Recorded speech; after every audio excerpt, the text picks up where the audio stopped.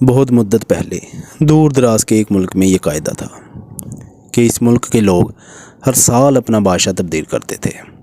جو بھی بادشاہ بنتا وہ ایک عہد نامے پہ دستخط کرتا کہ اس کی حکومت کا 1 سال مکمل ہونے کے بعد وہ اس عہدے سے دستبردار ہو جائے گا اور اس کا دور دراز کے جزیرے پہ چھوڑ دیا جائے گا، جہاں سے وہ کبھی واپس نہیں آ سکے گا۔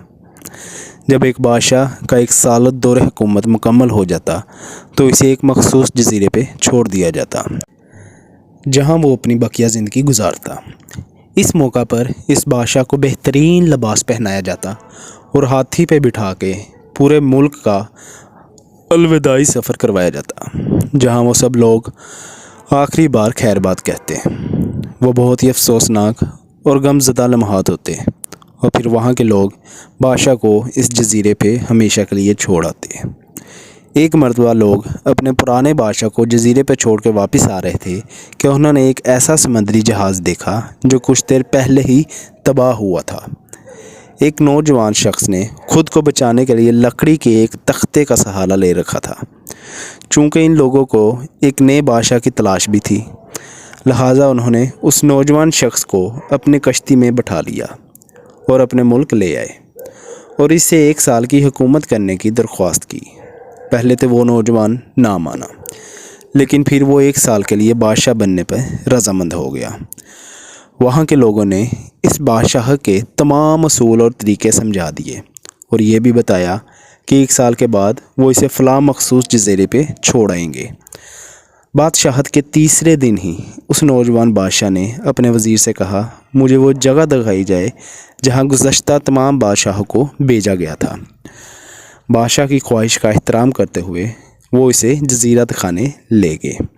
وہ جزیرہ مکمل طور پہ جنگل تھا اور جنگلی جانوروں سے بھرا ہوا تھا۔ ان جانوروں کی آوازیں جزیرے کے باہر تک سنائی دے رہی تھی۔ بادشاہ جائزہ لینے کے لیے تھوڑا سا جنگل کے اندر گیا اور وہاں اس کے پیچھے تمام بادشاہوں کے ڈھانچے بڑے نظر آئے۔ وہ سمجھ گیا کہ بہت جلد اس کا بھی یہی حال ہوگا اور جنگلی جانور اس کو چیر پھاڑ دیں گے۔ ملک واپس پہنچ کر بادشاہ نے مضبوط جسم کے 100 مزدور اکٹھے کیے، ان سب کو اس جزیرے پہ لے گیا اور حکم دیا کہ اس جزیرے کو مکمل طور پر صاف کر دیا جائے، تمام خطرناک جانوروں کو مار دیا جائے اور سب فالتو درخت کاٹ دیے جائیں۔ وہ ہر ماہ اس جزیرے کا دورہ کرتا اور کام کی نگرانی بھی خود کرتا۔ پہلے مہینے میں ہی تمام جانوروں کو مار دیا گیا اور بہت سے درخت بھی کاٹ دیے گئے۔ دوسرے ماہ تک جزیرہ مکمل طور پر صاف ہو چکا تھا۔ اب بادشاہ نے مزدوروں کو حکم دیا کہ جزیرے پر مختلف مقامات پر باغات تعمیر کیے جائیں۔ وہ اپنے ساتھ مختلف پالتو جانور مثلاً مرغیاں، گائیں، بھینس، بطخیں، بھیڑیں وغیرہ لے کر گیا۔ تیسرے مہینے میں بادشاہ نے مزدوروں کو حکم دیا کہ ایک شاندار سا گھر تعمیر کریں اور اس جزیرے پر ایک بڑی سی بندرگاہ بھی بنائیں۔ گزرتے مہینوں کے ساتھ ساتھ وہ جزیرہ ایک خوبصورت شہر میں بدلتا جا رہا تھا۔ وہ نوجوان بادشاہ بہت سادہ لباس زیب تن کرتا اور اپنی ذات پر بہت کم خرچ کرتا۔ اپنی بادشاہت کی زیادہ تر کمائی وہ جزیرے کو بنانے میں لگاتا رہا۔ 10 ماہ گزر جانے کے بعد بادشاہ نے اپنے وزیر سے کہا، میں جانتا ہوں کہ 2 مہینے بعد مجھے جزیرے میں چھوڑ دیا جائے گا، لیکن میں ابھی سے وہاں جانا چاہتا ہوں۔ وزیر اور دوسرے وزراء اس بات پر متفق نہیں ہوئے اور بادشاہ سے کہا، آپ کو 2 ماہ مزید صبر کرنا ہوگا تاکہ سال مکمل ہو جائے۔ سال پورا ہو جانے پر آپ کو اس جزیرے میں چھوڑ دیا جائے گا۔ بالآخر 2 ماہ مکمل ہو گئے اور بادشاہت کا 1 سال ختم ہو گیا۔ حسب روایت وہاں کے لوگوں نے اپنے بادشاہ کا شاندار استقبال کیا اور اپنی رائے کو خیر بات کہہ سکے۔ خلاف توقع یہ بادشاہ اپنی الوداعی تقریر پر بہت ہی خوش تھا۔ لوگوں نے اس سے پوچھا، اس موقع پر تمام گزشتہ بادشاہ تو رو رہے تھے لیکن آپ ہنس رہے ہیں، آپ کے اس قدر خوش ہونے کی کیا وجہ ہے؟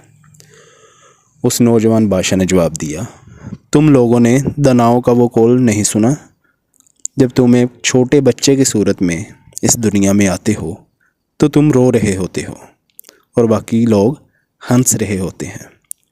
ایسی زندگی جیو کہ جب تم مرو تو تم ہنس رہے ہو اور باقی دنیا رو رہی ہو۔ میں نے ایسی ہی زندگی گزاری ہے۔ جس وقت تمام بادشاہ محل کی رنگینیوں میں کھوئے ہوئے تھے تو میں اس وقت اپنے مستقبل کے بارے میں سوچتا تھا اور اس کے لیے لائحہ عمل تیار کرتا تھا۔ میں نے اب اس جزیرے کو ایک ایسی خوبصورت قیامگاہ میں تبدیل کر دیا ہے جہاں اب میں اپنی باقی کی زندگی چین، آرام اور سکون سے گزار سکوں گا۔ تو یہاں سے سیکھ ایک ہی ملتی ہے کہ ابھی کا جو آپ آرام کی زندگی گزار رہے ہیں اس کو تھوڑا سا تنگ کریں اور اگلی زندگی کو سنواریں تاکہ